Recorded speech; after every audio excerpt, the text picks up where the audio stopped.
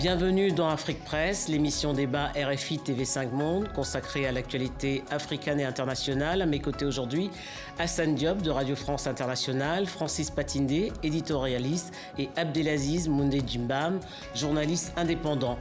Un seul titre, une semaine après la catastrophe ferroviaire survenue le 21 octobre au Cameroun, nous reviendrons sur cet accident qui a fait 79 victimes et plus de 500 blessés. Les deux enquêtes gouvernementales et l'enquête conduite par la société Camrail devront déterminer les causes du drame. En cas d'excès de vitesse, la responsabilité du conducteur du train, aujourd'hui en garde à vue, sera engagée. Mais la surcharge du train, qui ce jour-là comptait 17 rames au lieu de 9 prévus, pourrait bien mettre en cause la société Camrail et le ministère des Transports. Cette émission est dédiée à toutes les victimes de la catastrophe des ECA. Retour sur les faits avec le reportage de Maud Roubaud, catastrophe au Cameroun. Au nom de Jésus, que le Cameroun, que le pays s'y change, que le pays s'y change, que le pays s'y change. La colère après la panique et la confusion. La plupart des blessés ont été évacués vers les hôpitaux de Douala, mais dans le petit hôpital des Séka, des dizaines de victimes affluent depuis la veille. Le récit des rescapés est édifiant. Le train était visiblement bondé. Il y avait beaucoup d'affluence. Ils ont demandé d'aller seulement entrer. Nous sommes seulement entrés. Et voilà, là où je me trouve, je n'ai personne. Je n'ai pas pu rejoindre personne. Selon certains passagers, des wagons supplémentaires auraient même été ajoutés. En effet, les voyageurs se sont rabattus en masse vers les gares de Douala et Yaoundé après l'effondrement d'un pont sur la route qui relie la capitale au littoral. C'est un des axes les plus fréquentés du pays. Le train a quitté Yaoundé dans la matinée. C'est à quelques kilomètres des Séka que l'accident s'est produit. J'ai entendu un premier choc. Il semble que les wagons, les premiers wagons, alors les derniers wagons de la locomotive se sont déplacés en premier. Il y a certains wagons qui se sont déplacés en premier. Moi, j'étais dans les wagons. L'entreprise Camrail, filiale du groupe français Bolloré, a indiqué qu'une enquête était en cours pour déterminer les causes de l'accident. Hassan Diop, en attendant les conclusions des 3 enquêtes qui ont été diligentées, quelles sont les premières leçons à tirer de ce drame ? Les premières leçons, c'est que on a tendance à toujours faire référence à nos indépendances, c'est-à-dire un demi-siècle après nos indépendances. On voit qu'un pays aussi important que le Cameroun dépend pour ses lignes de chemin de fer d'un groupe privé français qui d'ailleurs a d'autres activités dans le pays, notamment dans les plantations. Et ces activités dans les plantations, d'ailleurs, ont provoqué également des articles de presse où les pratiques ont été dénoncées, les pratiques de M. Bolloré et de son groupe. Enfin bref. Alors évidemment, il ne s'agit pas d'incriminer le groupe Bolloré, mais on voit bien qu'il y a quelque part quand même une certaine forme de faillite. Et quand on voit que c'est le groupe Camrail, le groupe Bolloré qui va mener l'enquête technique, je trouve que c'est pas normal, parce que ce ne sera pas une enquête forcément indépendante. Et c'est normal que la plupart des victimes doutent des conclusions à venir. D'ores et déjà, d'ailleurs, le groupe parle de problèmes de freinage, comme pour, au fond, mettre la responsabilité de cette catastrophe sur le conducteur du train. Quoi d'autre, voilà, et que tout un pays, finalement, l'origine de cette catastrophe peut-être pourrait être liée au fait qu'on avait rajouté des voitures. Pourquoi on avait rajouté des voitures? Quasiment un convoi qui avait été doublé. Je crois qu'il y a 17 voitures. Il y avait 17 voitures, alors qu'habituellement, il y a 9 voitures. Tout simplement parce que le principal axe routier du pays qui relie la capitale Douala la capitale économique Douala à la capitale administrative Yaoundé était coupée à la suite de la chute d'un pont. On se dit là aussi, mais comment se fait-il que ce pays ait encore des infrastructures, je dirais, aussi fragiles, des années après les indépendances? Et puis il y a d'autres interrogations également, indépendamment de la commission d'enquête technique qui a été mise en place par le groupe Bolloré. C'est cette commission d'enquête qui a été mise en place par le gouvernement. On n'y trouve que des membres du gouvernement. Il y en a 2 d'ailleurs. Il y en a 2. On n'y trouve que des membres du gouvernement ou des hauts. À l'exception du ministre des Transports. À l'exception du ministre des Transports qui effectivement a été écarté de l'une de ces commissions. Là aussi, je pense que les Camerounais sont en droit de se demander pourquoi ne pas y associer des gens neutres, que ce soit des magistrats, que ce soit des ingénieurs, enfin des personnalités en tout cas dont on peut dire, voilà, ce sont des personnalités impartiales. Alors, d'ores et déjà, on se dit, voilà, c'est comme lorsqu'il y a eu ce crash d'avion survenu au Cameroun, c'est aussi le naufrage du Diola au Sénégal, sous le règne du président Wade. La catastrophe du lac Nyons, il y a quelques années. Voilà, il y a des catastrophes, il y a des enquêtes, mais finalement, ça n'aboutit jamais. On ne connaît jamais les conclusions. Voilà. Francis Patindé, des voix s'élèvent au Cameroun pour demander une enquête indépendante, même une enquête internationale. Vous partagez cet avis? Absolument. Je pense que c'est le problème de la protection civile dans nos pays qui se pose. Et il y a au Cameroun, sans préjuger de la décision des juges, de l'enquête judiciaire, je pense qu'il y a quand même déjà des responsables. Moi, je les situe à 3 niveaux. Au niveau des pouvoirs publics, il y a une responsabilité politique, à commencer par le plus haut magistrat de ce pays, le président Paul Biya. Deuxième responsabilité, c'est Camrail, la société de Vincent Bolloré. À mon avis, il n'appartient pas à un conducteur de décider d'adjoindre des wagons. Ce n'est pas la cause, à l'évidence, sans préjuger de l'enquête toujours. Et à un troisième niveau, il y a une responsabilité générale du public. Il y a beaucoup de laisser-aller. On veut se jouer des lois de la physique et des mathématiques en Afrique, qui est de charger les voitures, de charger les transports en commun, de charger. Hassan parlait tout à l'heure du Diola en 2002. Et le Diola transportait 4 fois plus de personnes que sa charge maximale ne l'autorisait. Donc partout, il y a des avions surbondés. Moi, j'ai vu des gens allumer des camping-gaz dans un avion d'une compagnie que je ne nommerai pas. Mais il y a une irresponsabilité générale et qu'il faut mettre également en cause. Abdelaziz Moundé Njimbam, il y a eu également de nombreuses failles dans la gestion de cette crise au niveau de la cellule d'urgence, puisqu'on s'est rendu compte qu'à Ezeka, il n'y avait ni de centre médical à proximité et encore moins de pharmacie. Oui, Denise Epoté, vous avez évoqué les leçons qu'il faut en tirer au niveau de la gouvernance, de la qualité des infrastructures et surtout du bilan de 30 années de privatisation au Cameroun. Imposé par les institutions de Bretton Woods. Dans le cadre de l'ajustement structurel. C'est dans ce cadre que l'État du Cameroun a confié une concession, a signé un contrat de concession avec l'entreprise Camrail, qui n'a procédé à aucun investissement significatif sur un chemin de fer qui est un chemin de fer issu de la période coloniale, allemande et française. Vous voyez très bien qu'on a les bénéfices, mais on n'a pas, pour le public, en termes de qualité de vie, en termes de qualité de l'infrastructure, on a privilégié le transport marchandises, donc le fret, au transport des personnes. Il y a eu la mise en place d'une ligne récente par la Camrail, tout le monde l'a salué, un intercity entre Yaoundé et Douala, mais c'était en fait une sorte de ravalement de façade, puisqu'on a repeint un train qui fait 3 heures pour couvrir 300 km. On a fait un peu de cosmétique et aujourd'hui on en voit les résultats. Vous avez évoqué l'hôpital d'Ezeka. C'est très important de s'arrêter là.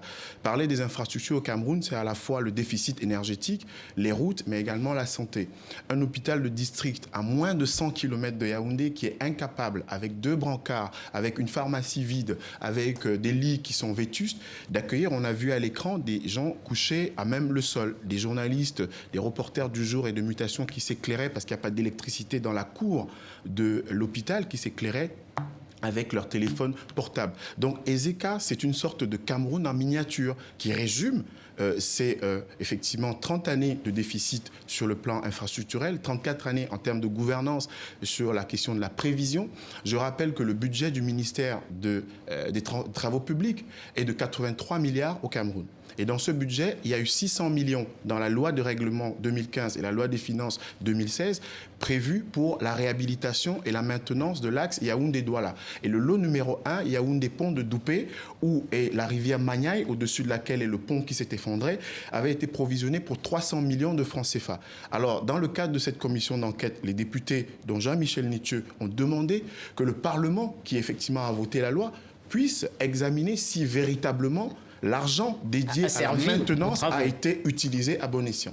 C'est une série noire, hein, Assane Diop, hein, pour le groupe Bolloré, parce que quelques semaines avant, en Côte d'Ivoire, mais également au Burkina Faso, il y a eu des déraillements, mais heureusement sans victimes.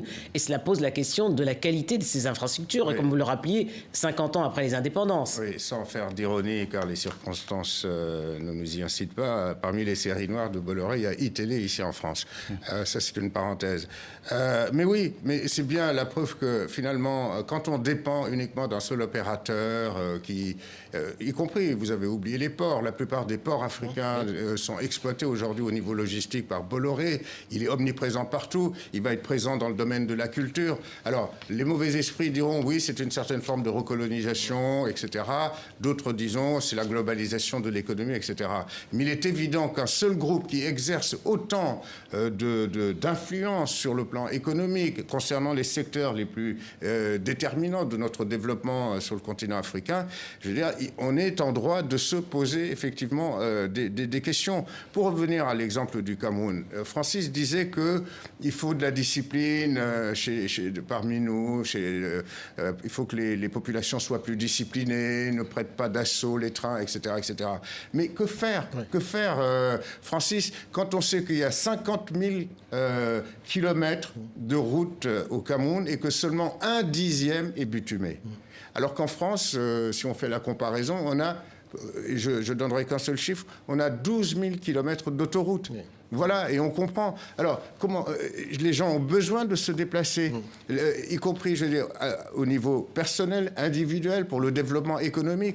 Et n'oublions pas que l'axe Yaoundé-Douala permet aussi à des pays enclavés d'avoir accès à la mer, etc. Donc, il y a une véritable, c'est le cas de le dire, il y a une irresponsabilité. Et cette irresponsabilité, ce sera mon dernier mot, est illustrée par le fait que ce drame survient alors que le président de la République est à l'étranger. Était depuis 37 jours en Suisse, au bord du lac Léman, dans un hôtel de luxe, entre golf, détente, la famille, etc. Avec quel budget? Avec quel argent, hein? Et une fois revenu au pays, Yaoundé, le jour même de son retour, toute la ville était paralysée en raison de mesures de sécurité pour permettre à Monsieur le Président d'aller en son palais. Et puis enfin, il n'a même pas daigné se rendre sur le site de l'accident. Mais dans quelle planète vivons-nous? Francis Patindé, faillite des élites également. Faillite des élites, faillite de l'exécutif, parce que le président Biya est coutumier du fait, il est souvent absent du Cameroun. On n'a pas l'impression qu'il y ait quelqu'un aux commandes du Cameroun, qui est quand même un pays merveilleux, un pays fantastique.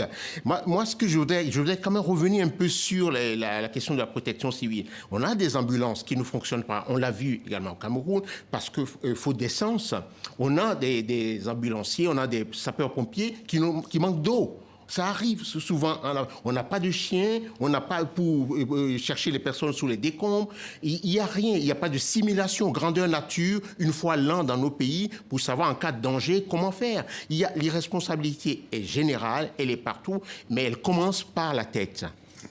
Alors, sous la pression de la Banque mondiale, on l'évoquait tantôt, les gouvernements africains ont été contraints de privatiser le secteur des infrastructures, à la fois ferroviaires, même aériens, hein, et les routes. Le drame, c'est que ces concessions ont été cédées sans cahier des charges, et surtout, il n'y a aucune institution pour pouvoir imposer le respect de ce cahier des charges.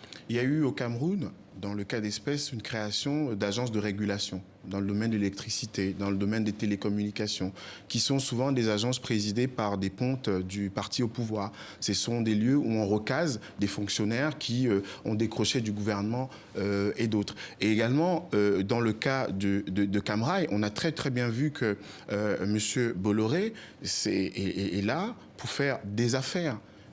Pour obtenir le plus de concessions possible. Le port de Kribi, on a très bien vu l'épisode des Philippins qui ont remporté le contrat, et quelques semaines après, il a été attribué à Bolloré, parce qu'il y a une diplomatie économique française. M. Fabius en avait fait une priorité, et à la visite de M. Hollande à Yaoundé en juillet 2015, le dossier Bolloré figurait en bonne place. Au passage, il a reconnu de manière implicite à la fois des massacres et une guerre française au Cameroun. Il y avait un jeu de dupes comme ça qui, en arrière-plan, explique effectivement le fait qu'on n'évalue pas de manière précise qu'est-ce qu'apportent des entreprises comme le groupe Bolloré au Cameroun au bout de 20 ans, au bout de 15 ans, au bout de 10 ans.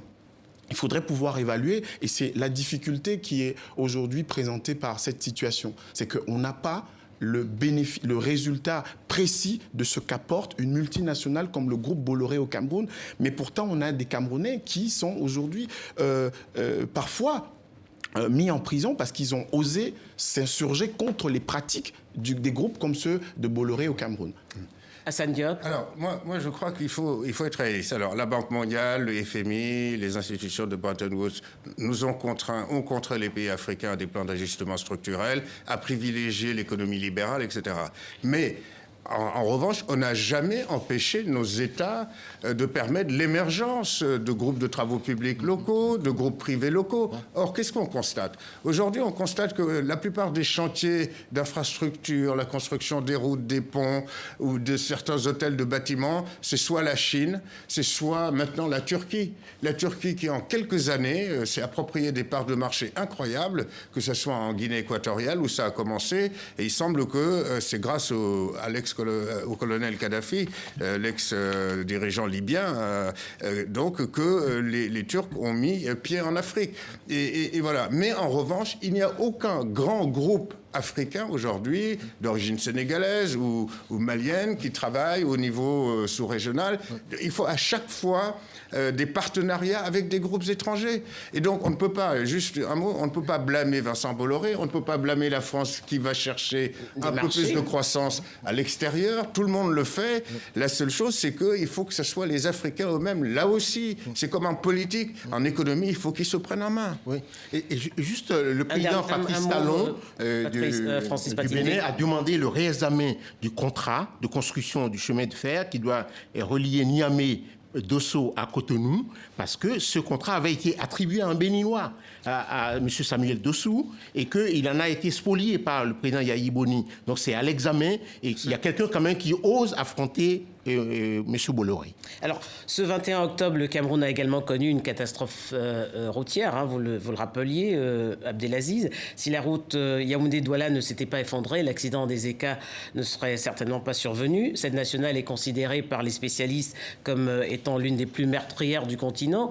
Alors, pour parler des infrastructures routières, je voudrais prendre l'exemple de la RDC.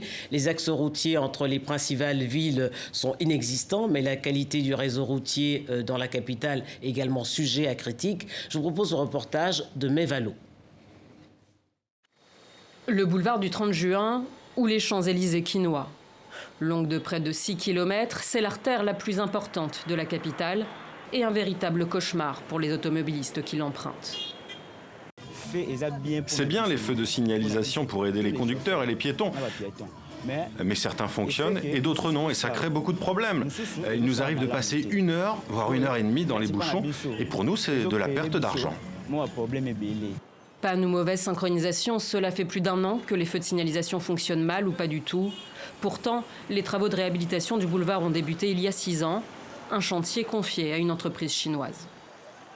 La signalisation qui a été installée, donc lumineuse, qui a été installée à travers la ville de Kinshasa, à travers toute la République, eh bien, cette signalisation est encore sous couvert de l'entrepreneur. Nous aurons à faire la réception définitive. C'est en ce moment-là que toutes les clés seront ici. Pour la Commission nationale de la prévention routière, il s'agit donc d'un problème de maintenance. Mais pour l'Association africaine des droits de l'homme, c'est l'ensemble des travaux de modernisation des infrastructures de la capitale congolaise qui pose question. Après avoir dénoncé la surfacturation des travaux il y a 1 an, l'ONG exige aujourd'hui un audit du contrat chinois. Et les travaux qui sont réalisés ne sont pas de bonne qualité. On n'a pas compris de quelle manière les entreprises ont été recrutées et sélectionnées. Il n'y a pas de devis des travaux ou des études faites préalablement qui est accessible, pas de rapport d'audit non plus sur les travaux. Mais quand nous comparons le coût trop élevé à la qualité qui est vécue sur terrain, on se rend compte qu'il y a quelque chose qui ne marche pas ou qui n'a pas marché. Les travaux du boulevard du 30 juin ne sont toujours pas terminés. Malgré la pression que la CNPR dit mettre sur l'entrepreneur, les feux de signalisation fonctionnent toujours aussi mal et nul ne sait quand le problème sera résolu. Partenaire privilégié de la RDC, la Chine est devenue le principal maître d'œuvre du programme dit des 5 chantiers du président Kabila, en échange de gisements miniers. Assane Diop, hélas, Kinshasa n'est pas une exception. Et face au manquement des États, ne faudrait-il pas confier la création de ces infrastructures à la Banque africaine de développement, par exemple, et en confier la gestion à des sociétés privées? À des sociétés privées. Ce sont des sociétés privées qui agissent, y compris les sociétés chinoises. Mais sous le contrôle de la Banque africaine. Voilà, il faudrait donner peut-être plus de prérogatives à la Banque africaine de développement, et que cette Banque africaine de développement ait, je dirais, presque une espèce de délégation technique qui puisse ensuite faire le suivi des travaux, leur évaluation, etc., que ça ne se borne pas uniquement à des apports financiers. Mais le problème, c'est que la plupart des dirigeants de nos États sont chatouilleux. Quand il s'agit de gros travaux, ils disent, voilà, écoutez, nous vous demandons une ligne de crédit, vous devez nous la donner, vous n'avez pas à fourrer votre nez dans la manière dont on va négocier avec tel ou tel pays, d'autant plus qu'en dehors de cette aide de la Banque africaine de développement, il y a l'aide chinoise, etc., etc. Bref, c'est toujours le piège, et puis sans parler aussi des méthodes qui relèvent de la corruption. Lorsqu'on a vu, dans ce sujet, par exemple, on a vu s'exprimer un haut fonctionnaire du ministère des Transports congolais à Kinshasa, on a vu aussi s'exprimer de manière assez critique un membre d'une organisation de droits de l'homme. Ça veut dire, finalement, on est confronté à un problème quasi inextricable. Hein, et qu'au fond, il y a trop d'opacité dans tous ces marchés qui sont donnés aux Chinois, aux Turcs, etc. Et que le résultat final n'est jamais satisfaisant et que ce sont des gouffres financiers parce qu'il ne s'agit pas de construire des routes, mais il faut aussi pouvoir les entretenir. Et à minima, on pourrait même donner ça à des entreprises locales, mais on ne le fait pas. Alors comment résoudre cette équation de la qualité des infrastructures sur le continent, puisqu'on sait que sans infrastructure, pas de développement. Moi, je pense qu'il faut les confier à des entreprises locales, des entreprises africaines, et également les entreprises d'entretien. Les Africains sont capables, et des pays que nous sillonnons toute l'année le prouvent. Il y a des pays africains, le Cap-Vert, je ne veux pas prendre les pays comme l'Afrique du Sud. Les routes sont bien entretenues, le transport public bien entretenu, avec le peu d'argent qu'ils ont. Et c'est confié à des entreprises capverdiennes, locales, qui connaissent mieux l'environnement, qui savent ce qui se passe, où il y a des trous, où il y a de la terre éthique. Je pense qu'il y a des pays, des petits pays qui donnent l'exemple. Maurice, les routes sont goudronnées, et Cap-Vert, c'est goudronné, au Botswana, c'est goudronné, et entretenu. Donc il faut confier à des Africains qui mieux que les Africains, connaissent leur environnement.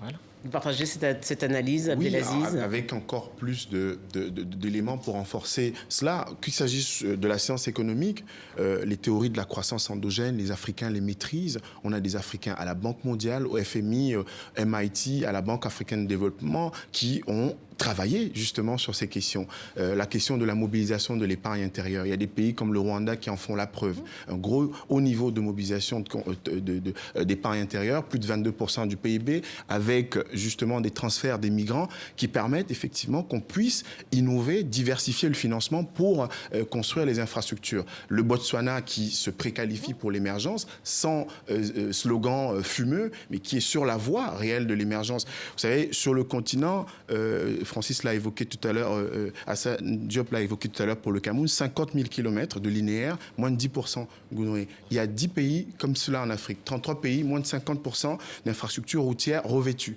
Et dans les infrastructures routières revêtues, on a un problème de maintenance. On n'arrive pas à maintenir les infrastructures. Les ingénieurs sont là, les polytechniciens sont là, mais il n'y a pas de confiance dans le local content, dans la valorisation des compétences locales. Et c'est une aliénation qui est absolument incroyable aujourd'hui, où la qualité de l'éducation s'améliore sur le continent, où on a un continent où 40% de la population n'a pas accès à l'eau, 30% à l'électricité, où les besoins sont là. On a réuni à Dakar en 2014 des chefs d'État africains, des ministres pour dire qu'il y a un programme d'infrastructure Dakar, N'Djamena, Dakar-Bamako-Djamena, il y avait des projets, 16 projets prioritaires, mais 2 ans après, on ne sait pas si ce corridor Abidjan-Lagos, où en est-on? Est-ce que le financement de 83 milliards de dollars nécessaires chaque année pour une croissance durable et pour combler les infrastructures, le déficit des infrastructures en Afrique, qui l'évalue?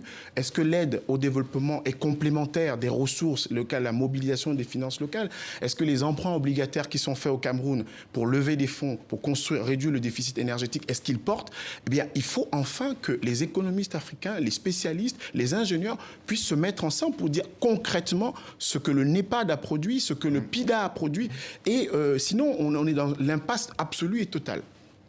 Hassan Diop. Oui, là, je ne peux qu'abonder dans ce sens, dans ce que vient de dire notre confrère. C'est vrai que le NEPAD, justement, était censé lancer ses grands chantiers à tous les niveaux, africanisés. On parlait même d'une transsaharienne.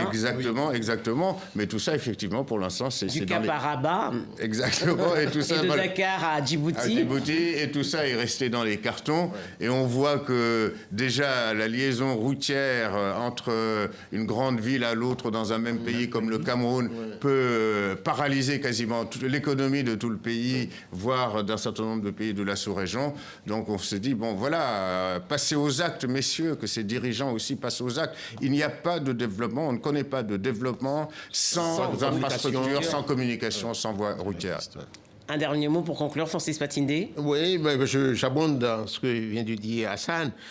Je pense qu'il y a du travail à faire. Faisons-le dans la rigueur, avec une planification stricte, avec une vision, avec et rendre des comptes à chaque étape. Et ça manque. On a les moyens intellectuels, financiers et autres, mais allons de l'avant et battons-nous et arrêtons de nous plaindre que l'étranger vienne nous imposer leur diktat.